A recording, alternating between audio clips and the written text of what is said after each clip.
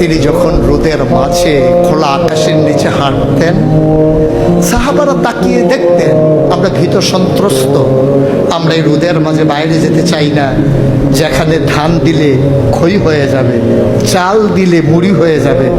প্রচন্ড গরমের মাঝে তিনি হাঁটেন কেমনে?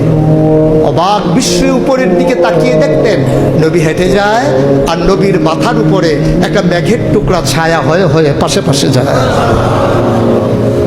এবড়ো থেবড়ো পাথরগুলোর উপর দিয়ে আমার নবী যখন হাঁটতেন, পাথরের কোনা বের হওয়া পাথরে সবাই হাঁটতে ভয় পেতেন, অথচ নবী সেই এবড়ো থেবড়ো পাথরের উপর দিয়ে হেঁটে যেতেন।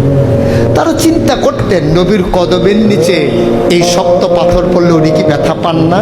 পরীক্ষা করার জন্যে পেছনে পেছনে অনেকেই দৌড়াতেন।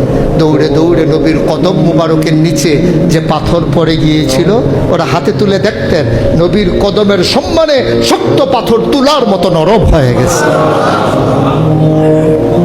এ নবী আমার, এ নবী আপনার নবী, এ নবী আমাদের নবী।